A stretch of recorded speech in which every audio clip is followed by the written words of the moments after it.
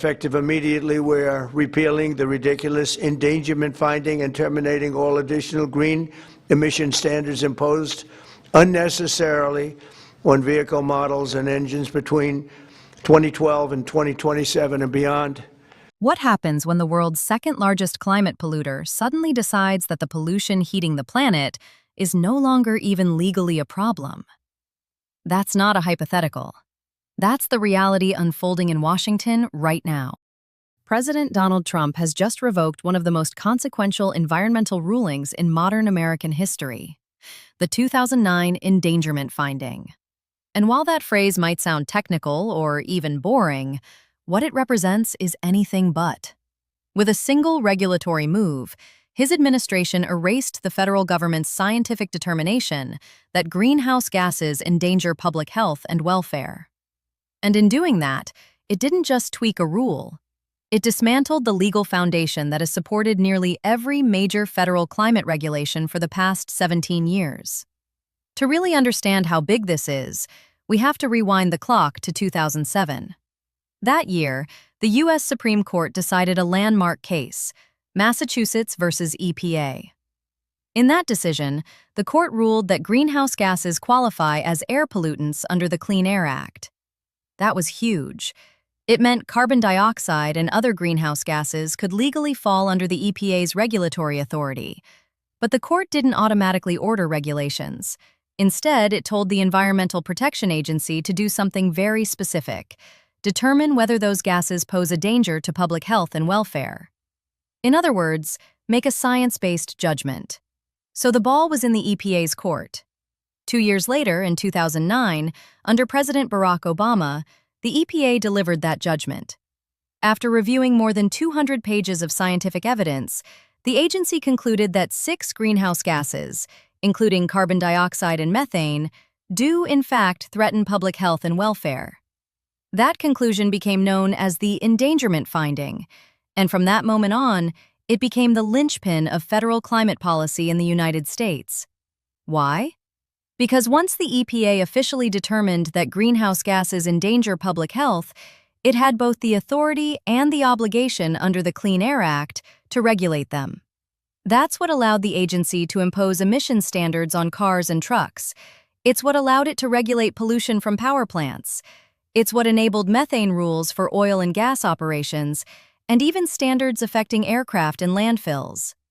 Every major federal climate rule over the past decade and a half traces back to that single scientific and legal determination. And here's the key context. Congress never passed sweeping climate legislation during that time. Lawmakers remained deeply divided. So in practice, the endangerment finding became the federal government's most powerful tool to curb greenhouse gas emissions. It was the legal engine driving U.S. climate regulation. Now, that engine has been switched off. This determination had no basis, in fact, had none whatsoever, and it had no basis in law. And yet this radical rule became the legal foundation for the Green New Scam, one of the greatest scams in history, probably. President Trump has described the 2009 ruling as disastrous and baseless. He has characterized it as regulatory overreach that damaged the economy and burdened industries, especially automakers.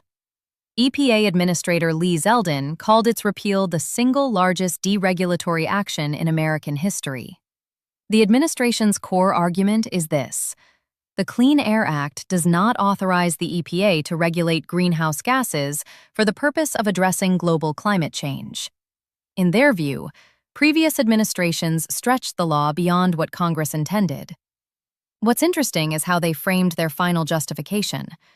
When this repeal was first proposed, it leaned partly on a report written by a small group of climate contrarians who questioned the severity of impacts like wildfires and extreme heat. That raised eyebrows.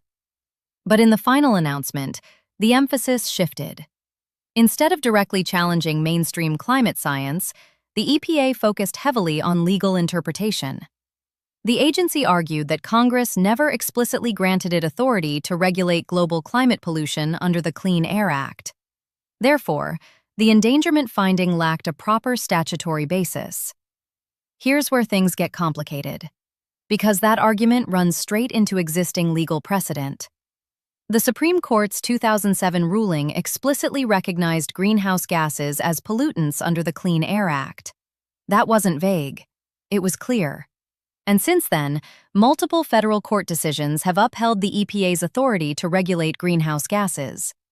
Even in 2022, when the Supreme Court narrowed the agency's regulatory scope in a case involving power plants, the court did not question the EPA's underlying authority to regulate greenhouse gases. Legal experts have repeatedly pointed out that the endangerment finding has been affirmed in court several times. So, revoking it doesn't just change policy. It reopens what many considered a settled legal question. And that means litigation. Lots of it. This move is almost certain to face court challenges, and those battles could stretch on for years. If the repeal survives judicial scrutiny, the consequences would be profound. It could permanently strip the EPA of its ability to regulate carbon dioxide emissions under existing law. Think about that. If the courts ultimately side with the Trump administration, future presidents wouldn't simply be able to reinstate climate regulations with executive action. They would need entirely new legislation from Congress explicitly authorizing greenhouse gas regulation. Given the current political landscape, that's a very tall order. In other words, this isn't just about undoing a few rules. It's about potentially locking in a structural change to federal environmental authority. And we're already seeing the immediate impact. By eliminating the endangerment finding, the administration has wiped out federal greenhouse gas emissions standards for light, medium, and heavy-duty vehicles. That's significant because transportation is the largest single source of greenhouse gases in the United States. Under President Joe Biden, the EPA tightened tailpipe standards. The goal was to push automakers toward producing more fuel-efficient vehicles, including hybrids and electric cars. It's important to be precise here. Those rules did not mandate that Americans buy electric vehicles. Instead, they set pollution limits that manufacturers had to meet. Companies could comply in different ways, improving fuel efficiency, developing hybrids, selling more EVs, or using other technological solutions. But the Trump administration has argued that the previous emissions regulations, especially the vehicle standards, effectively acted as electric vehicle mandates. In their view, even if the rules didn't explicitly say, "You must buy an EV," they pressured automakers so heavily that the industry had no real choice but to shift toward electric cars. And from that perspective, they say the rules limited consumer choice by nudging the market in one direction. But here's where environmental law experts push back. They point out that there was no federal mandate requiring Americans to purchase electric vehicles. None. The regulations set pollution limits. That's it. Automakers were given flexibility in how to meet those standards. They could improve fuel efficiency in traditional gasoline engines. They could expand hybrid offerings. They could increase EV production. Or they could use a combination of strategies. The rules were performance-based, not product-specific. That distinction matters, because the argument over mandates versus standards goes to the heart of how the policy was framed publicly. Now, the White House has also made a strong economic case for rolling back these rules. Officials claim that removing the regulations will lower vehicle costs by around $2,400 per car. On top of that, they argue businesses could save as much as $1 trillion overall. Those are big numbers, eye-catching numbers. But the administration has not fully explained the detailed methodology behind those projections.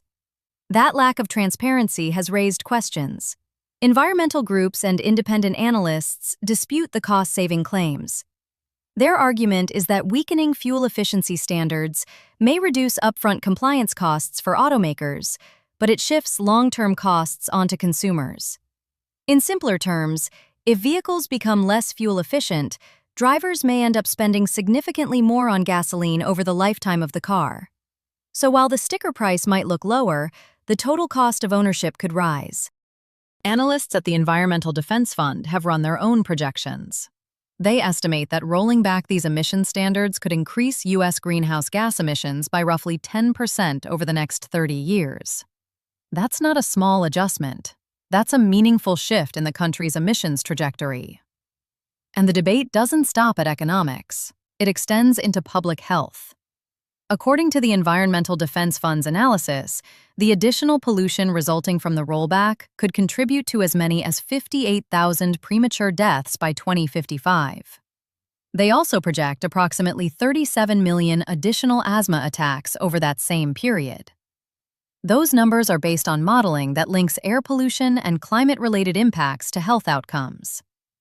Beyond that specific estimate, there's a much broader body of scientific research. Thousands of peer-reviewed studies connect climate change to worsening heat waves, stronger hurricanes, more intense wildfires, and declining air quality.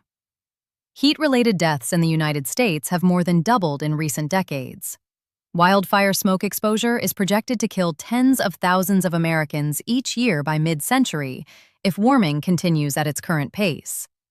And mosquito-borne diseases, including dengue, are spreading into new regions as temperatures rise and weather patterns shift. Yet President Donald Trump has controversially dismissed the connection between greenhouse gas regulation and public health. He has described climate change as a scam and argued that carbon dioxide is not a pollutant. It is true that carbon dioxide is naturally occurring. Humans exhale it. Plants rely on it for photosynthesis. In that narrow sense, it is not a toxin like lead or mercury. But scientists emphasize that concentration is the key issue. The atmosphere now contains far higher levels of carbon dioxide than at any point in modern human history. That elevated concentration acts like a heat-trapping blanket around the planet. It disrupts weather systems, intensifies heat waves, fuels stronger storms, and accelerates sea level rise. The Earth has already warmed by approximately 1.4 degrees Celsius since the Industrial Revolution. That figure may sound modest, but every fraction of a degree matters. Each additional increment of warming increases the risk of extreme heat events, severe flooding, rising seas, crop failures, and ecosystem disruption. The relationship between temperature and impact is not linear. It escalates. There's also the question of state-level action. States such as California have pledged to challenge the repeal of climate regulations in court and maintain stricter emissions standards. If federal authority recedes, litigation is likely to expand. A patchwork of state policies could emerge, with different rules applying in different jurisdictions. The original endangerment finding also shielded companies from certain federal nuisance lawsuits by establishing EPA jurisdiction. Its removal could see companies face increased exposure to litigation in state courts. The interplay between federal rollback and state enforcement could become a long-running legal battle. If the courts ultimately uphold the repeal, the consequences could extend far beyond a single administration. The EPA's authority to regulate greenhouse gases under the Clean Air Act could be permanently curtailed. Reinstating that authority would likely require new legislation explicitly authorizing such regulation. Given the current polarization in Congress, that would be a difficult path. But as that legal battle begins, something even bigger has already happened. But I'm immediately withdrawing from the unfair, one-sided Paris Climate Accord ripoff. The United States will not sabotage our own industries while China pollutes with impunity. The United States has withdrawn from the Paris Climate Agreement for the second time. And that timing matters, because when you zoom out, this isn't just about emissions standards or EPA authority. It's about whether the U.S. wants to remain part of the global framework designed to confront climate change at all. But let's first take a step back and remind ourselves what the Paris Agreement actually is.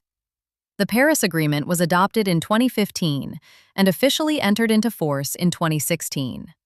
Nearly 200 countries signed on. It was, in many ways, a rare moment of global consensus. Nations with vastly different economies, political systems, and energy profiles agreed on a shared goal: limit global temperature rise to well below 2 degrees Celsius above pre-industrial levels, while pursuing efforts to cap warming at 1.5 degrees. Those numbers, 1.5 and 2 degrees, might sound small. They might even sound trivial. But as I mentioned earlier, fractions of a degree matter enormously in climate science. The agreement works on a system of nationally determined contributions. Each country sets its own emissions reduction targets. There's no one-size-fits-all mandate imposed from above. Instead, every 5 years, countries are expected to update and strengthen their commitments. It also includes a financial component.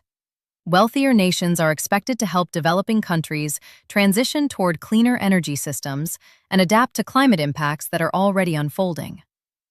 The 1.5-degree target was not chosen randomly. Scientific assessments have repeatedly warned that warming beyond 2 degrees significantly increases the risk of irreversible tipping points. That includes the potential collapse of the Greenland ice sheet, which would lock in dramatic sea level rise. It includes destabilization of major ocean currents that regulate global climate patterns. It includes widespread coral reef loss, which threatens marine ecosystems and the livelihoods of millions. And it includes escalating threats to global food security as heat waves and droughts intensify. Even at 1.5 degrees, the impacts are already severe. In 2024, global temperatures briefly exceeded that threshold on an annual basis, although the Paris target refers to long-term averages rather than a single year. Still, that temporary breach served as a warning sign. It showed how close the world already is to the line scientists have urged governments not to cross. Against that backdrop, the United States has once again withdrawn from the agreement. That decision makes it the only country among nearly 200 signatories to exit. But the retreat goes even further. The U.S. has also withdrawn from the broader United Nations Framework Convention on Climate Change and from the Intergovernmental Panel on Climate Change, the scientific body responsible for synthesizing and assessing global climate research. The administration's argument centers on sovereignty and economic strength. It contends that international climate commitments constrain U.S. decision-making and impose costs that disadvantage American industry. From that perspective, stepping away is framed as reclaiming independence. But geopolitically, the consequences ripple outward. The United States is the world's second-largest annual emitter of greenhouse gases. Historically, since the Industrial Revolution, it remains the largest cumulative emitter. That historical responsibility carries weight in global negotiations. When a country with that profile withdraws, it alters the dynamics of international coordination. One concern is that U.S. disengagement could weaken global momentum. Climate agreements rely heavily on mutual pressure and diplomatic signaling. When a major power steps back, it can embolden others to scale down their own ambitions. Collective action problems become harder to manage when one of the largest contributors to the problem is no longer formally at the table.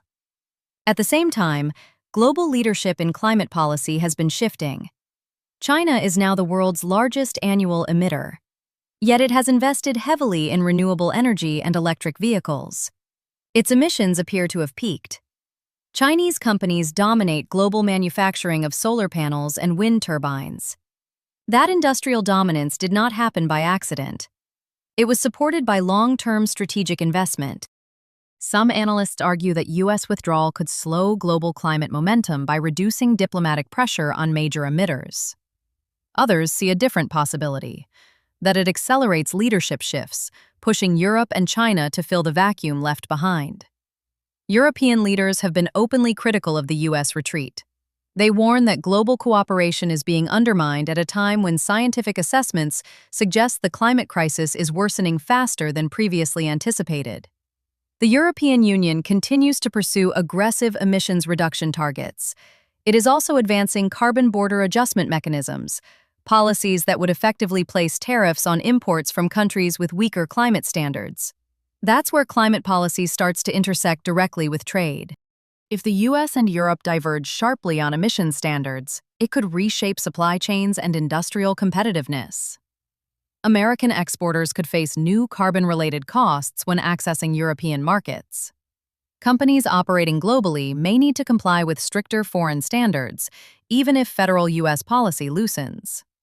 For Europe, the implications are strategic as well as environmental.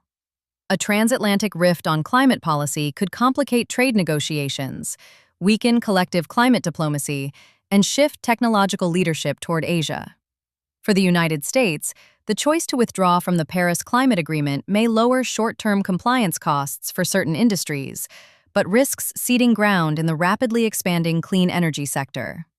Meanwhile, global temperatures are still climbing, emissions are still breaking records, and scientists warn that the window to keep warming near 1.5 degrees Celsius is rapidly closing. But this moment is no longer just about temperature targets. It is about recognition of risk, responsibility, and whether climate change remains a matter of public welfare under American law. If that recognition disappears, the shift will echo far beyond Washington. Allies will recalibrate, markets will adjust, competitors will move to fill the space. Because when a superpower decides a danger is no longer a danger, the consequences do not stay domestic. They become global.